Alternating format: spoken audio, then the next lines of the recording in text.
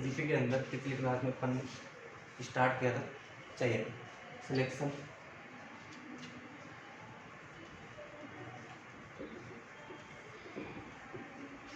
इसके टाइप अपन ने देखे थे। सबसे पहला टाइप इसका था लक्षणात्मक चयन, लक्षणों के आधार पर चयन करना, जिसको सामूहिक चयन भी कहा जाता है। इसके बाद में अपन ने दूसरा इसका टाइप देखा था नस्लों के मध्य चयन करना, यानी कि अंतर जातीय नस्ल या अंतर नस्ल चयन, जिसको बोला जाता है अंतर नस्ल चयन, जिसमें दो या दो से अधिक जो नस्लें होती हैं उनके बीच में चयन करना होता है कि कौन सा नर और मादा प्रजनन के लायक है।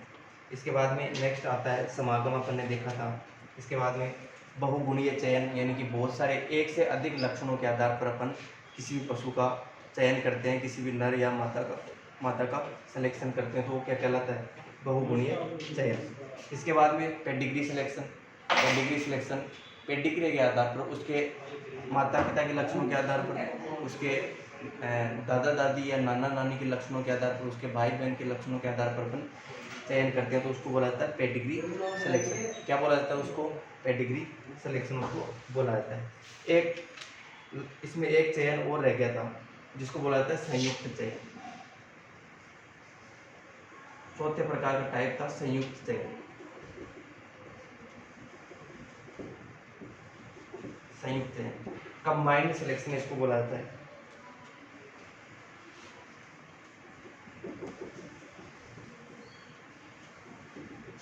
कंबाइंड सिलेक्शन, कंबाइंड सिलेक्शन का मतलब होता है इसके अंदर संयुक्त चयन में जो अपन ने 3 प्रकार के अपन ने पढ़े थे, जैसे कि पहला लक्षणों के आधार पर चयन करना, दूसरा अंतर नस्लीय चयन, या अपन तीसरा पेडिग्री सिलेक्शन। तो इसमें क्या किया जाता है, संयुक्त चयन के अंदर ये सारी चीज़ें एक साथ ली जाती है। जैसे कि या तो अपन ले सकते हैं पहला और दूसरा साथ में ले सकते हैं किसी भी चयन करने के लिए, किसी भी पशु का चयन करने के लिए। पहला लक्षण जैसे कि लक्षणात्मक चयन और अंतरजातीय चयन दोनों अपन काम में ले सकते हैं। मतलब इसके अंदर क्या होता है कि अंतरजातीय सिलेक्शन भी इसमें शामिल होता है और लक्षणात्मक सिलेक्शन भी शामिल होता है। लक्षणात्मक चयन और अंतरजातीय चयन दोनों इसके अंदर शामिल होते हैं।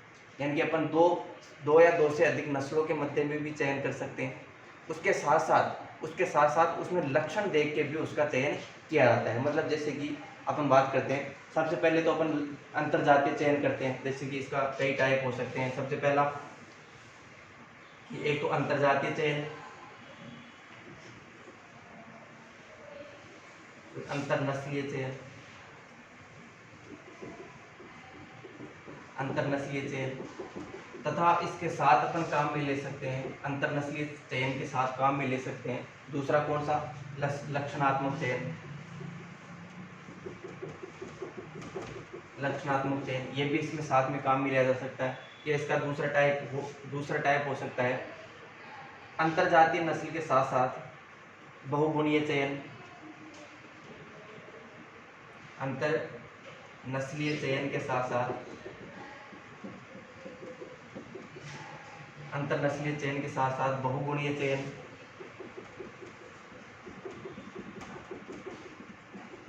बहुगुणीय चयन। या इसके साथ साथ अपन और ले सकते हैं जैसे कि सिब selection, pedigree selection,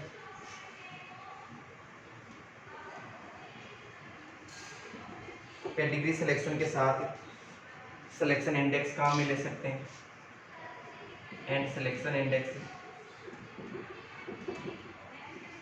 selection index. जैसे कि इसके अंदर सारे आ गए, अंतरनस्लीय चयन भी आ गया, बहुगुणीय चयन भी आ गया, लक्षणात्मक चयन भी आ गया, ये सारे इसके अंदर आ गए। मतलब एक से ज़्यादा चयनों को आपस में मिला के किसी भी नस्ल का या किसी भी जीव का चयन किया जाता है, तो उसे बोला जाता है संयुक्त चयन। क्या बोला जाता है उसको, संयुक्त चयन।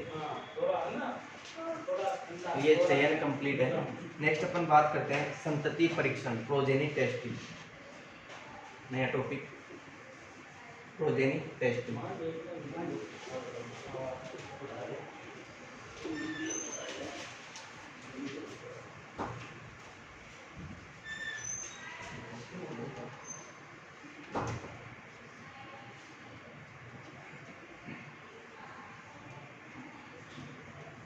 प्रोजेनी टेस्टिंग इसको बोला जाता है संतति परीक्षण।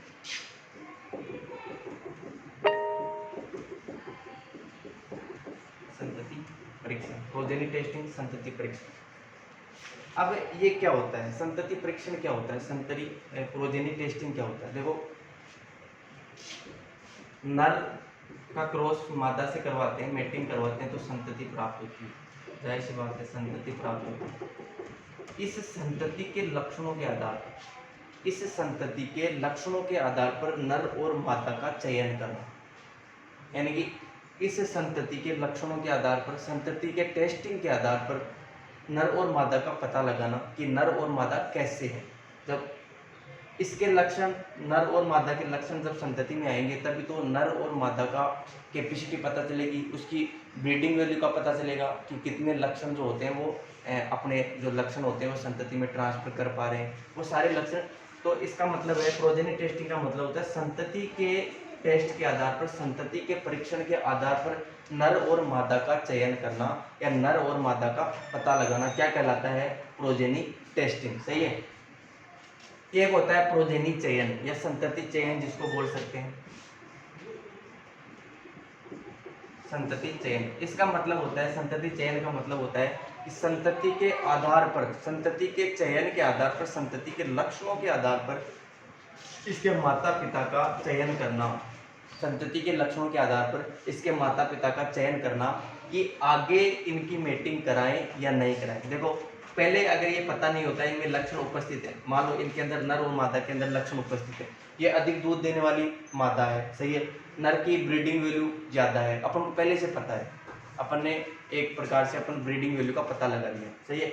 उसके आधार पर अपन संतति उसमें मेटिंग करवाते हैं। मेटिंग करवाने के बाद हो सकता है कि इसमें जो लक्षण थे वो इसकी संतति में आए ही नहीं, हो सकता है, ऐसा हो सकता है। या हो सकता है कि संतति के सारे जो नर और मादा के लक्षण है वो सारे के सारे संतति में आ गए, एक ये कंडीशन भी हो सकती है। एक ये कंडीशन हो सकती है कि नर और मादा के जो लक्षण है वो संतति में आए ही नहीं, ये भी कंडीशन हो सकती है। ये हो सकता है कि नर के लक्षण आ गए लेकिन मादा के नहीं आए, या हो सकता है कि नर के लक्षण नहीं आए लेकिन मादा के आ गए, हो सकता है, कुछ भी कंडीशन हो सकती है, 4-5 कंडीशन इसके अंदर बन सकती है। तो संतति के लक्षण के आधार पर नर और मादा का पता लगाया जाता है कि नर और इसके जो पेरेंट्स थे, इसके माता पिता थे, वो ब्रीडिंग वैल्यू उनकी कितनी थी, वो आगे संतति या आगे मेटिंग कराने के लायक है या नहीं है। तो इसको बोला जाता है प्रोजेनी टेस्टिंग। क्या बोला जाता है इसको?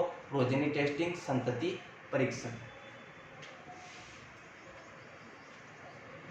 जैसे कि मैंने आपको बताया कि इसके अंदर क्या होता है, कई बार कुछ लक्षण ऐसे होते हैं जो केवल एक ही लिंग में प्रदर्शित होते हैं, कुछ लक्षण ऐसे होते हैं जो एक ही लिंग में प्रदर्शित होते हैं। संतति उत्पन्न करने के लिए दोनों, नर और मादा दोनों की जरूरत होती है, लेकिन कई बार क्या होता है संतति के अंदर मादा के ही लक्षण आते हैं। जैसे कि यहाँ पे संतति मादा प्राप्त होती है, संतति फीमेल प्राप्त होती है। अब फीमेल में लक्षण आएंगे, जैसे कि इसमें लक्षण था अधिक दूध उत्पादन। इसमें क्या लक्षण था? अधिक दुग्ध उत्पादन। इसके अंदर क्या लक्षण था? अधिक दुग्ध उत्पादन। अब इसके माता जो ये फीमेल जो संतति प्राप्त हुई है उसमें भी है अधिक दुग्ध उत्पादन, इसमें भी क्या है? अधिक दुग्ध उत्पादन। देखो, ये संतति उत्पन्न करने के लिए नर की भी आवश्यकता पड़ी कि नहीं पड़ी, लेकिन क्या होता है कई लक्षण ऐसे होते हैं जो केवल मादा ही दर्शाती है, सही है, जैसे कि दूध उत्पादन होना, ये सारे लक्षण केवल मादा ही दर्शाती है। तो इसके आधार पर अपन इसकी मादा का टेस्ट किया जाता है, मादा का पता लगाया जाता है कि मादा जो है वो आगे संतति उत्पन्न करने के लायक है या नहीं है।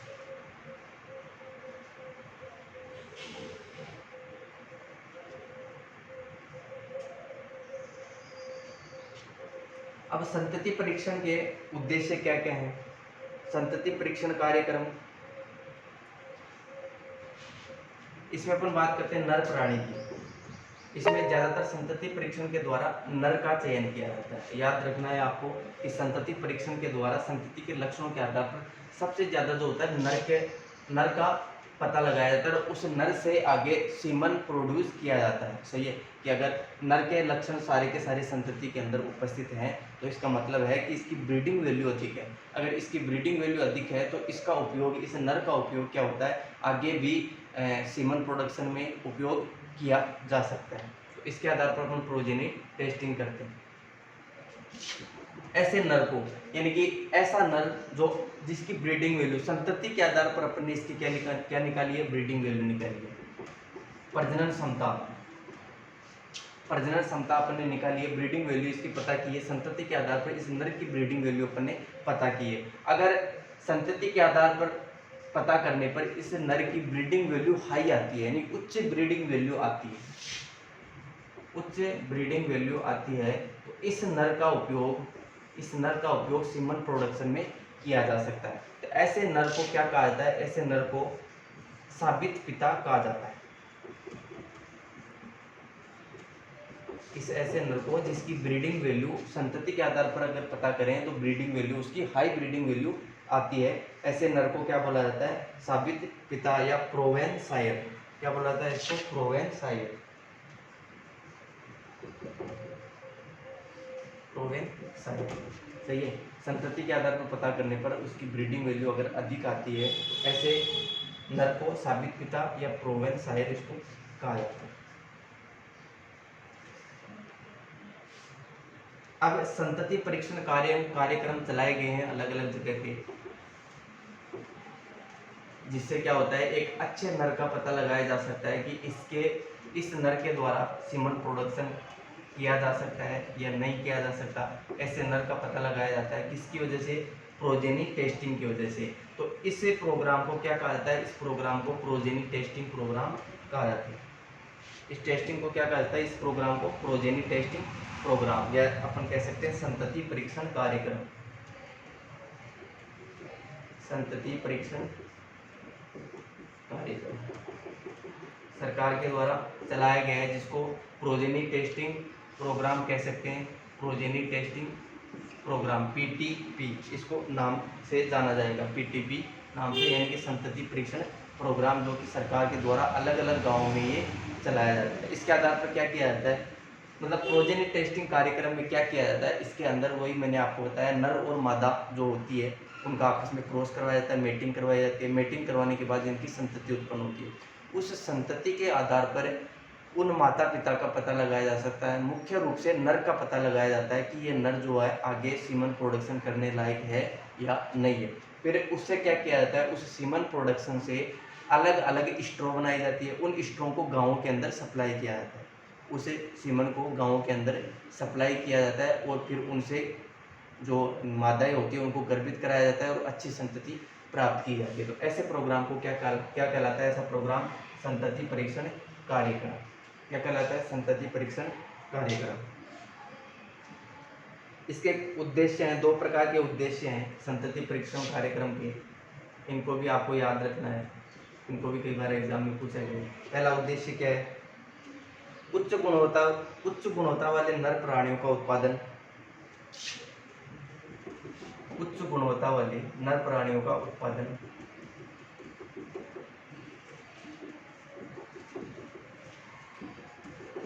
उच्च गुणवत्ता वाले नर प्राणियों का उत्पादन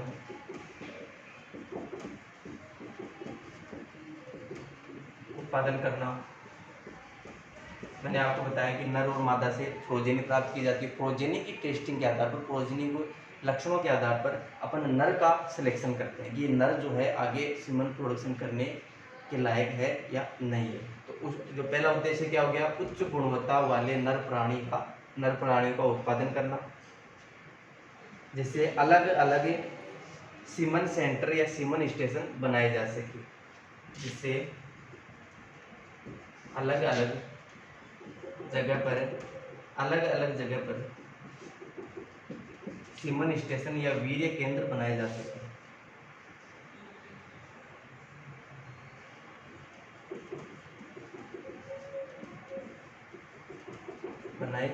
सीमन स्टेशन बनाए जा सके। इसके लिए उच्च गुणवत्ता वाले प्राणियों का उत्पादन करना जरूरी है। दूसरा इसका उद्देश्य क्या है, किसी भी संबंधित पशु समूह के अंदर, किसी भी संबंधित पशु समूह के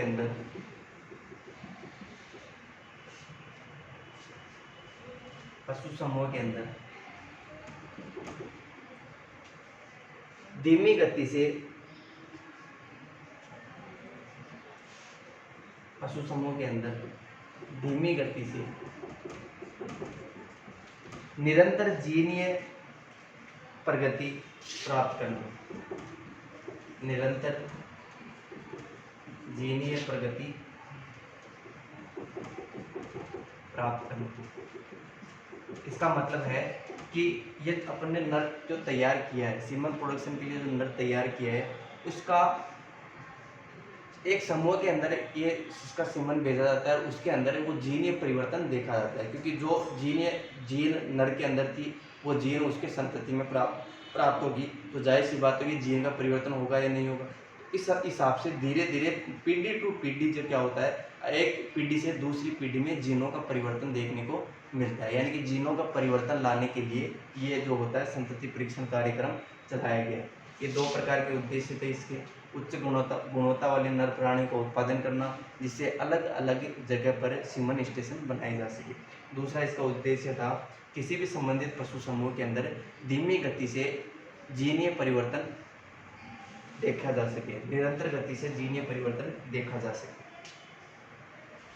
ये इसके दो प्रकार के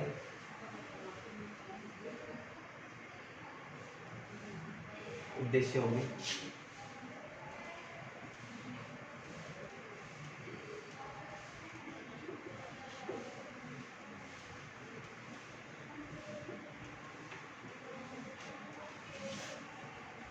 अब प्रोजेनी टेस्टिंग प्रोग्राम जो होता है उसके अंदर होता है वो देखो।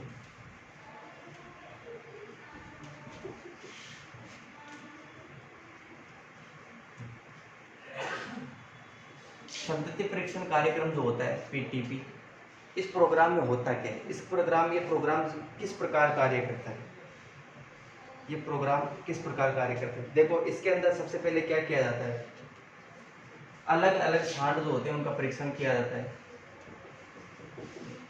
अलग अलग जो सांड होते हैं, नर मेल नर पशु जो होते हैं उनका परीक्षण किया जाता है,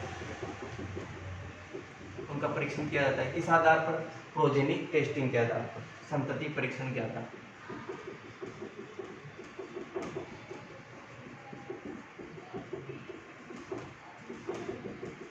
संतति परीक्षण के आधार पर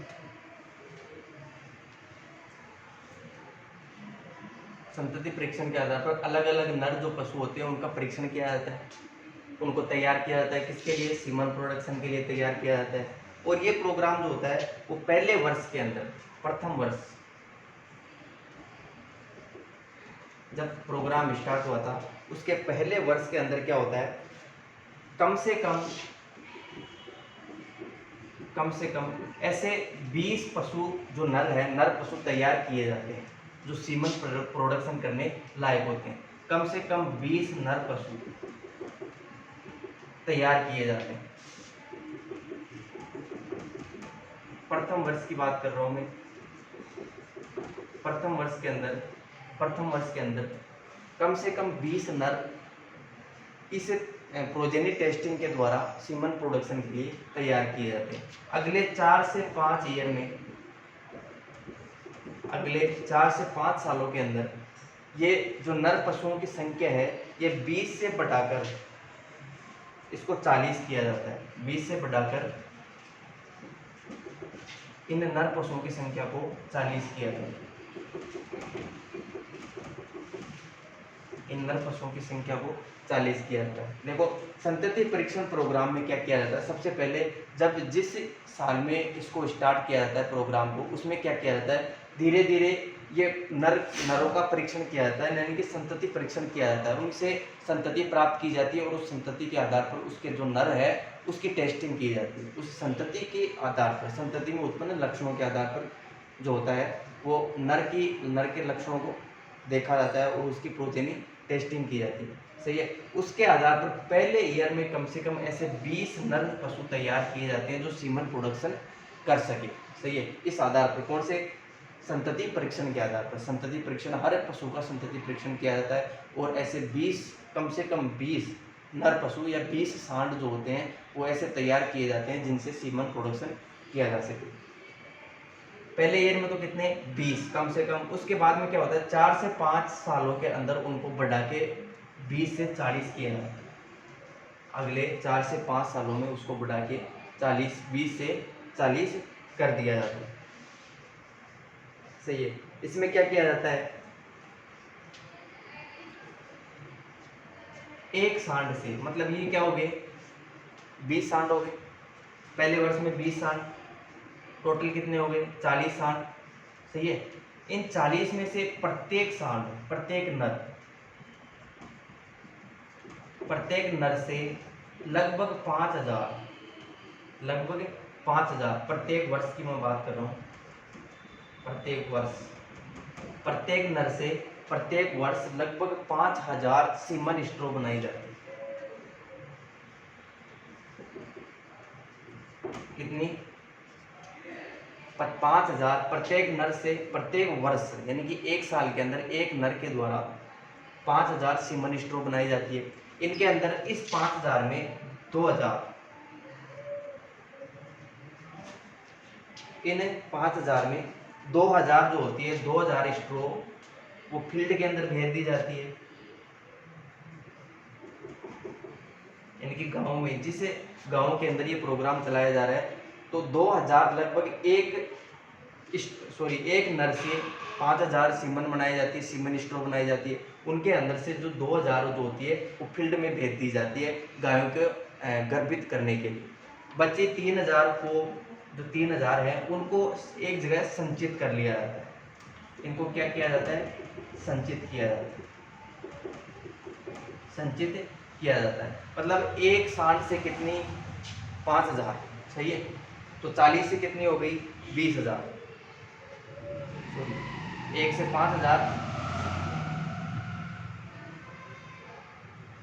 5,000 हो गई, जिसमें 2,000 जो डोज है 2,000 डोज गांव में भेज दी जाती है। सही है।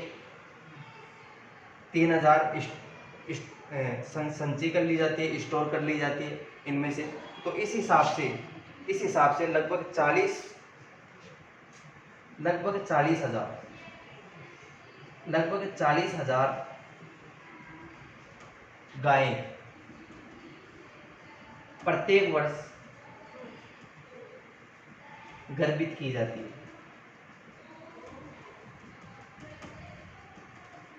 40,000 गायें प्रत्येक वर्ष गर्भित की जाती है। तो इसका मतलब है कि ऐसा एरिया चूज करना चाहिए संतति परीक्षण प्रोग्राम चलाने के लिए। ऐसे एरिया का चयन करना चाहिए जिसके अंदर हर साल लगभग 40,000 गाय भैंसे जिनको सीमन लगाया जा सके, 40,000 गायों को सीमन लगाया जा सके, ऐसे एरिया का चुनाव करना चाहिए। ये हो गया संतति परीक्षण कार्यक्रम के अलग अलग पॉइंट और भी हैं, वो भी देखना एक बार।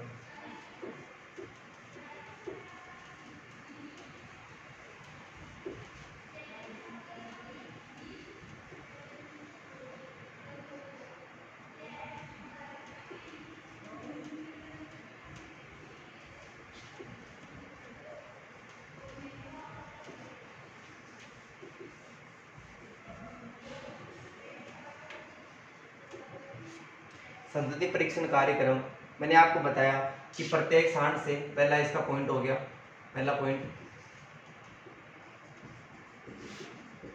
प्रत्येक सांड से, सही है, प्रत्येक सांड से लगभग 5,000। सबसे पहले तो ये देखो प्रथम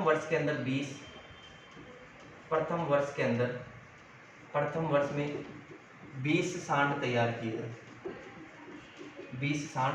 किए जाते हैं सीमन प्रोडक्शन के। दूसरा पॉइंट हो गया अगले 4 से 5 सालों के अंदर, अगले 4 से 5 सालों के अंदर इसको दोगुना किया जाता है, यानी कि इन सांडों की संख्या को कितना किया जाता है 20 से बढ़ाकर 40 किया जाता है।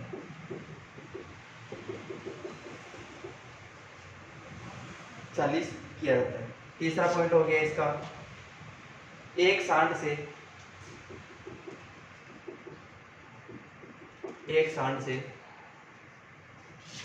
प्रत्येक वर्ष 5000 सीमन स्ट्रो बनाई जाती है, यानी कि 5000 डोज बनाई जाती है, सीमन डोज जिसको बोल सकते हैं, सीमन डोज बनाई जाती है 5000। चौथा पॉइंट क्या हो गया, इन 5000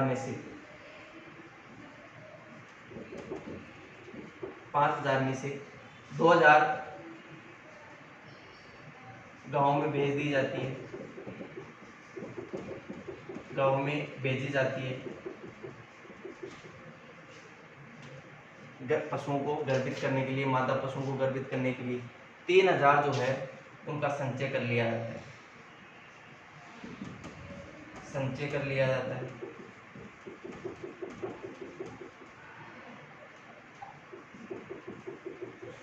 संचय कर लिया जाता है, ये पॉइंट हो गए। इसके अलावा पांचवा पॉइंट क्या हो गया, ये तो नॉर्मल पॉइंट है जो मैंने आपको अभी बताए। ये 4 पॉइंट जो है ये तो नॉर्मल पॉइंट हो गए जो मैंने आपको बताए थे। इसके अलावा भी बहुत सारे पॉइंट ऐसे हैं जो इस संतति परीक्षण कार्यक्रम के अंदर उनका ध्यान रखा जाता है। जैसे कि मैं आपको बता देता हूँ कि इसके अंदर 2000 डोज जो होती है वो बाहर भेजी जाती है, सही है। उसके अंदर चाहे काऊ हो चाहे बफेलो, दोनों के लिए काम में ली जा सकती है। और जिस पशु को भी ये डोज लगाई जाती है, जिस पशु को भी ये सीमन लगाया जाता है, उसको टैगिंग किया जाता है, उसका टैग किया जाता है। उस टैग नंबर के अंदर उसके सारे बायोडाटा होते हैं, उस पशु के सारे बायोडाटा उसके अंदर उपस्थित होते हैं। उस पशु के सारे बायोडाटा, जैसे कि कितना, कब उसको सीमन लगा था, उसके बाद में वो प्रेग्नेंट हुई या नहीं हुई, सही है। उसके बाद में ब्याने का टाइम, उसके पीडी करने का टाइम, इसके अलावा कि उसके जो प्रसव की डेट हो गई वो क्या, और प्रसव के बाद में कितना दूध दे रही है, सही है। वो सारे रिकॉर्ड उसके टैग में लगाए जाते हैं,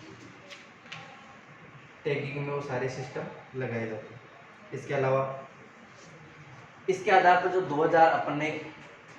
2000 सीमन जो लगाए गाँव के अंदर, उनके अंदर ऊपर वाले 10% रिकॉर्ड रखे जाते हैं, यानी कि इनका रिकॉर्ड रखा जाता है कि कौन सा सांड जो है वो अच्छा सीमन प्रोड्यूस कर रहा है, सही है। वो किसके आधार पर पता चलेगा, वो अगर फील्ड में अपने 2000 जो भी अपने सीमन भेजे थे उनके आधार पर पता चलेगा। उनकी जो संतति प्राप्त होती है उनके आधार पर अपन पता करते हैं। उन संतति के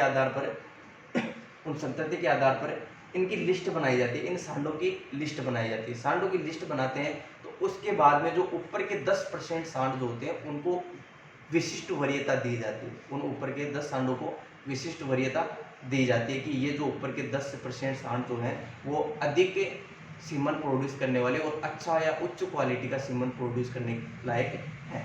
तो ये प्रोग्राम इसमें किया जाता है, संतति परीक्षण प्रोग्राम में किया जाता है।